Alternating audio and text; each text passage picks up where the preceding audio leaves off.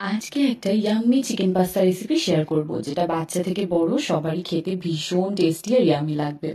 প্রথমে পাস্তাটাকে বয়েল করব। আমি নিয়েছি শ্রেষ্ঠ ওরার এই পাস্তাটা। এটাতে কোনো রকম কেমিক্যাল নেই আর পুরোপুরি কোলেস্ট্রল ফ্রি, কোনো কালারও অ্যাড করা থাকে না। প্রথমে পাস্তাটাকে বয়েল করে নিয়ে তারপর কড়াই দিয়ে দেবো অলিভ অয়েল। আমি শ্রেষ্ঠ ওরারই কোল্ড প্রেস অলিভ অয়েল নিয়েছি, যেটা খুব কম টেম্পারেচারে তৈরি করার কারণে পুষ্টিগুণ পুরোপুরি বজায় রাখে।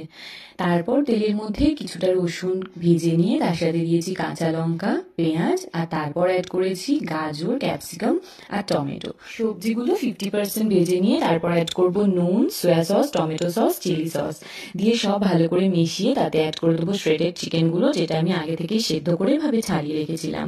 আর দেবো সেই বয়েল করা পাস্তা। সব দিয়ে খুব ভালো করে মিশিয়ে নেবো 5 থেকে 6 মিনিট। তাহলেই রেডি আমাদের ইয়াম্মি একটা চিকেন পাস্তা। খুব কম সময়ই হয়ে যায়।